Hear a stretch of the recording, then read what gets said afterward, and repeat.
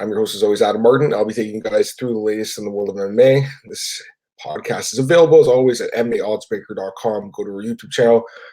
Please like, share, subscribe. Also, check me out at bjpenn.com and MMARings.net. So, September 13th, I was born 31 years ago today. It is my birthday. So, special birthday edition of the podcast. Happy birthday myself. And I appreciate the people that did wish me happy birthday. Thanks so much. It means a lot to me, actually. James Lynch, good buddy there. Thanks so much, James. Give me a shout on Twitter.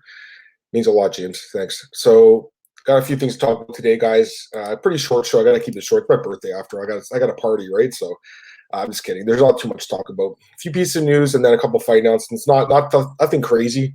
It's been kind of slow the last couple of days, which is fine. But I'm expecting that to pick up whenever John Jones' next fight's announced, or whenever UFC 245 gets those title fights announced. So let's start with the news here. I'm going to start with the American Top Team. Obviously, there's a lot going on there with the beef between Colby Covington and Jorge cover a little bit the other day. But now Colby Covington's talking a bit more.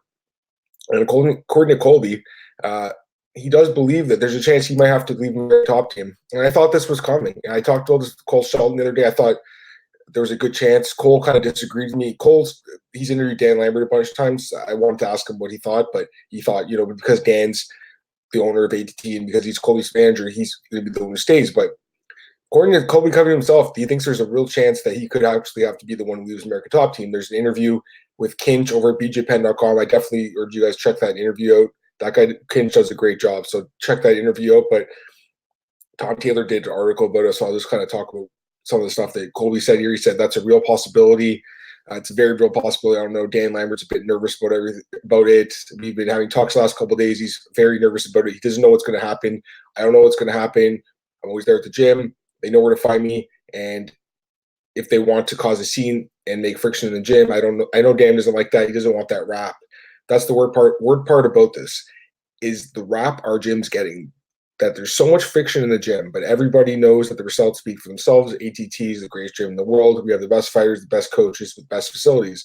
So I just hope Dan doesn't let the opinions of outsiders influence what we're really doing. At the end of the day, people are going to love you and people are going to hate you, man. Just take it all. There's no such thing as bad publicity. The only bad publicity is no publicity. So it's interesting he's actually out there saying that there's a chance he might have to leave. And again, I thought this was the thing that would happen because Masvidal is a staple at gym. He's been there forever. It wouldn't really make sense that he'd be the guy who has to leave because Colby's the one kind of starting problems right now, especially with Dustin Poirier as well, who, from all accounts, Dustin Poirier is the guy who just kind of keeps his mouth shut and works hard. So, I personally like Colby Covington. I enjoy his shtick. I think he's hilarious. Yeah, it's cringe, but I think it's funny. And it's gotten him pretty far in the UFC in such a short amount of time. But when you start to antagonize your teammates like this, it's just not cool, man. So, I know Dan Lambert obviously doesn't want him to leave. Dan Lambert thinks that Colby could be his cash cow. But right now, there just seems to be a lot of friction there. I don't think that team can coincide the way it is right now currently. When you have Colby Covington and Jorge Masvidal, two alpha males at the top of your gym, you also have Dustin Poirier there as well. And Colby doesn't like either of them anymore. So I just feel like it's not going to work out. Who knows? I mean, this whole thing could be a show. It could just be a joke. We don't really know. I mean, Colby Covington and Dan Lambert, they're all in professional wrestling. The whole thing could be a big joke on the fans and on the media, but I feel like it's pretty real. And speaking about Masvidal, I should talk about him a little bit. He also did an interview yesterday with the Dan Le Batard show, and he explained why he's pissed at Colby. He basically said he didn't pay his coach. So he said, ripped off my coach. That was his coach. We were with him until his title fight. After he won the title, he owed him a certain amount of money. Didn't pay him. I said, if you don't pay him, I'm going to fuck you up. My coach got between it. It doesn't have to be like this. Let us slide. So they talked to the dude. It's been about years to change. It is what it is. All these words, they do have consequences because the guy used to leave my coach, used to eat off me because I was the one with the sponsors. He was just relatively injured. I was helping this guy out. It hurts that he would do this in a way just for likes on Facebook, just for a retweet on Twitter. He's doing that to get you and me talking about him. Honestly, it's hard to disagree with Masvidal.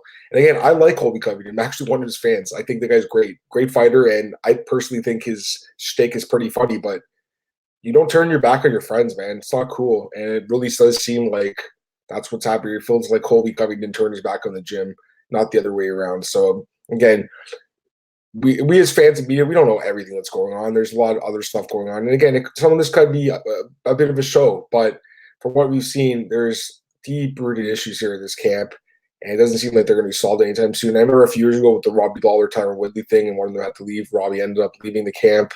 Tyron barely, I don't think, even works with ATT anymore. He just does the stuff at Rufus Sport now. Could be wrong about that, but I don't think he has any real affiliation that as much as he used to anyways. So yeah, there's just so much going on at that camp. I personally feel like American Top Team is the greatest gym in the world, and I feel like Dan Lambert wants to keep it that way.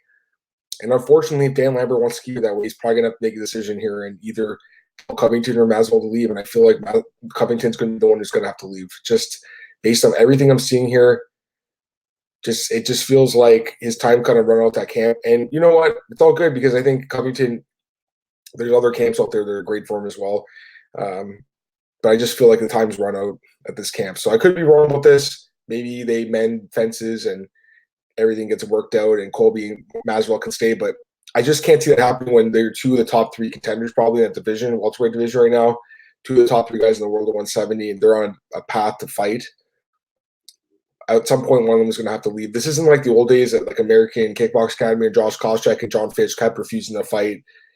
These guys, I think, actually want to fight at some point. They know it's a big fight. And yeah, I mean, it's crazy, right? Like, they were best friends a couple years ago. And like Masvidal said, you know, allegedly anyways, that he helped Colby eat.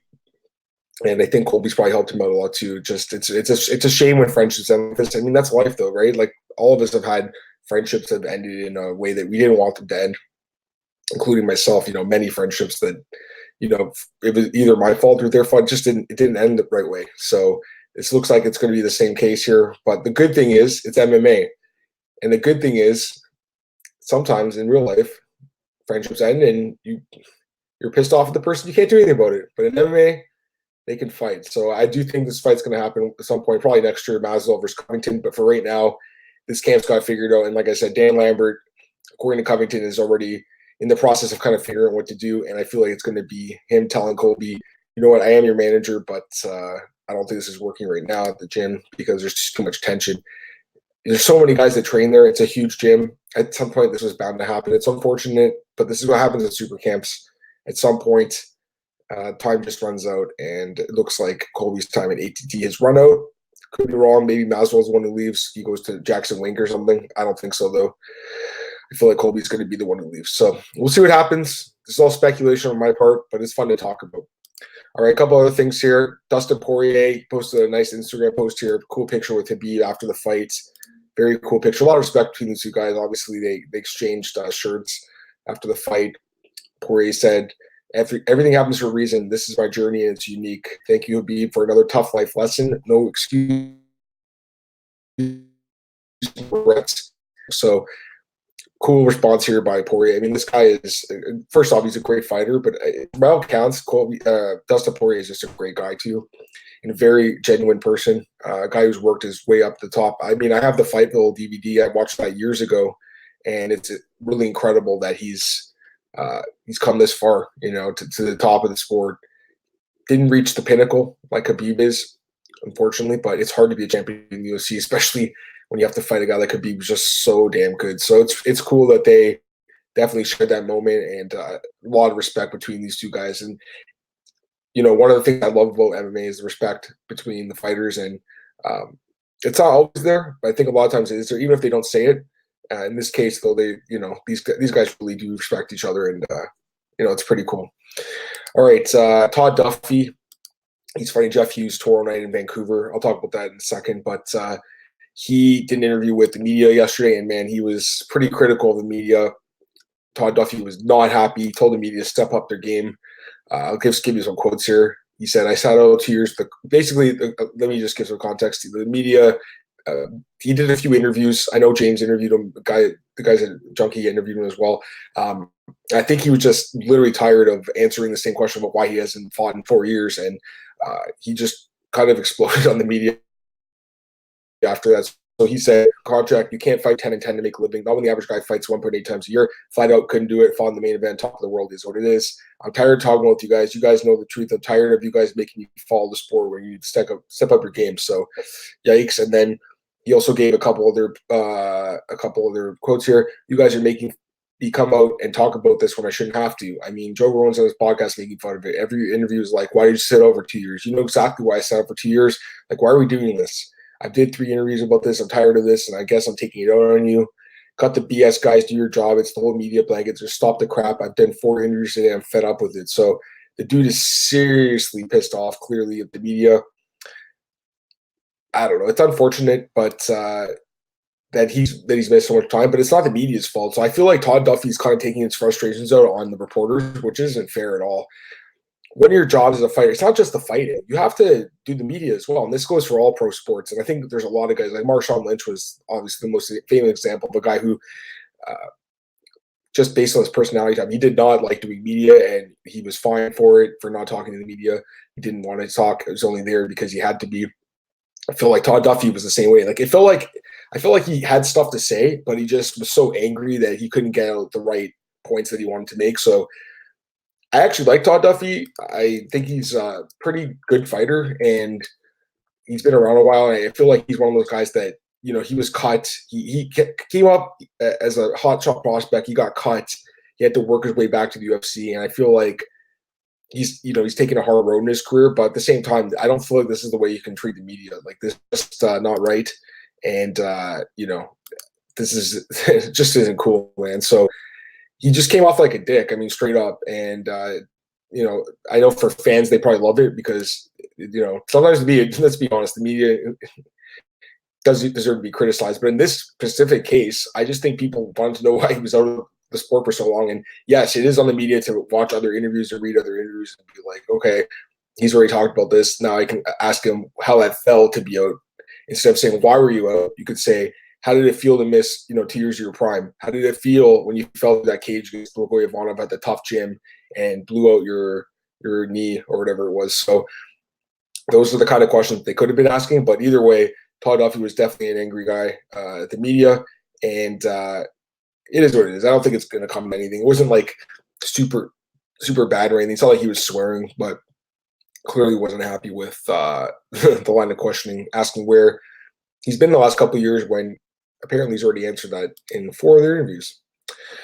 Okay, a couple of pieces of that's it for the news. A couple of fight announcements here. So not really anything special, but there's a few fights that have been added to UFC Moscow. Vinc Pichel will be taking on Alexander Yakovlev.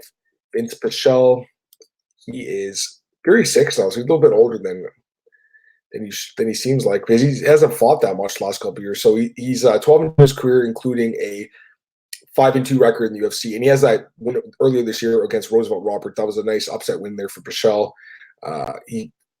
He was in the UFC back in 2012, made it to the UFC back in 2012, and since he only has 7 fights. So he basically fights once a year. It's unfortunate. He missed 3 years between 2014 and 2017, so that sucks for Pichel, a lot of injuries, but it looks like he's back on a nice schedule here, so good for him. We all remember him from The Ultimate Fighter Live. He went to the semifinals, lost to Ali Quinta in the show, but the guy's a solid fighter, man, no doubt about it. And he takes on Alexander Yakovlev here in Russia in November. Yakovlev, he's 35 years old, so he's actually almost the same age, a little bit younger. But in the UFC, he's 3-4, so not a great record, but he is coming off a nice win here over Alex da Silva Colho, winning that fight by submission in the second round. That was also in Russia earlier this year. Overall, though, just really hasn't, I think, lived up to the hype. There was some hype on this guy a few years ago when he came to the UFC. He'd beaten Paul Daly to make it to the octagon, but he lost back-to-back fights against Damian Maia and Yuko Masoke, and then he got some decent wins, I guess, at the time over Gray Maynard, George Sullivan, but since then lost to Usman Cummings. So he's had some tough losses. I mean, look at the guys he's faced, like Usman, Maia, those are amazing fighters. Cummings, no slouch there. Masoke, I don't think he's in the UFC anymore. No, he's not. But he wasn't a bad fighter either. So to me, it's kind of had a tough road, but this fight against Pichel definitely is a winnable fight. This is a fight that can go either way, honestly. Really have no, super solid pick here.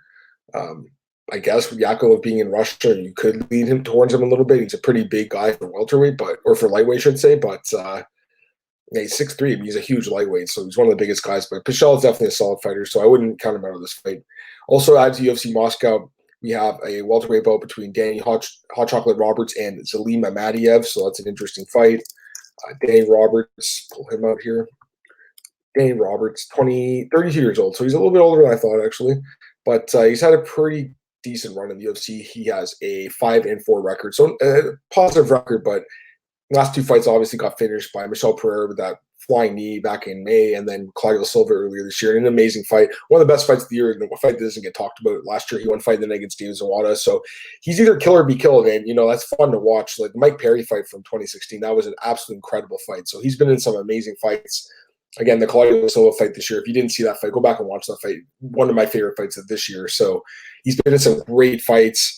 Pretty solid fighter, but definitely susceptible to getting KO'd. He's been knocked out 3 times in the UFC, and he's also been submitted as well. Submitted twice in his career, including once in the UFC. So a great fighter as far as action goes, but the results aren't always there. And now he takes on Zelim Imadaev at UFC Moscow. So Zelim Imadaev, he's coming off, I believe, a majority decision loss to Max Griffin in his debut in the octagon. Before that, he had won 8 straight fights by knockout to open up his career. So losing to Max Griffin's not a bad fighter. He's a decent fighter, a gatekeeper type.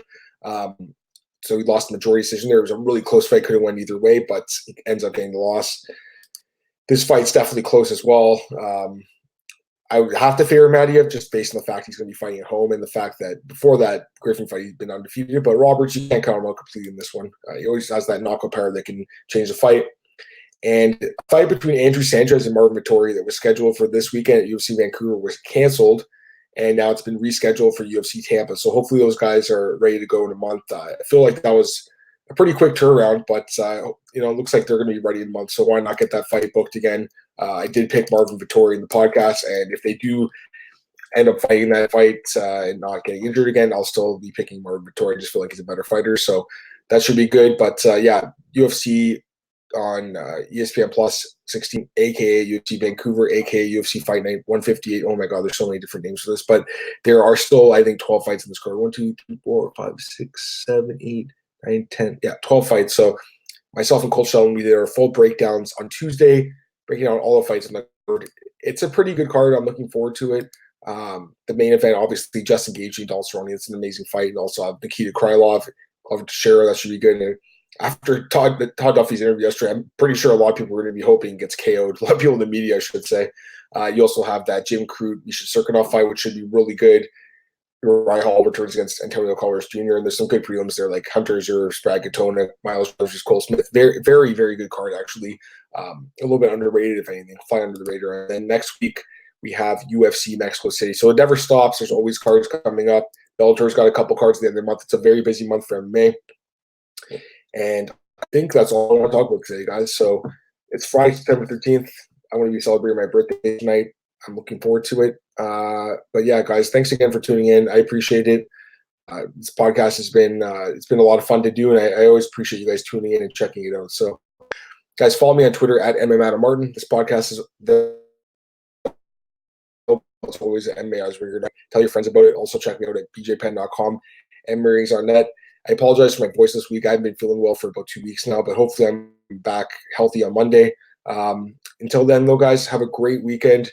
Enjoy it. And I'll be back Monday breaking down UFC Vancouver and talking about whatever else happened in this crazy world we called the world of mixed martial arts. Guys, have a great day, and I will talk to you on Monday. See ya.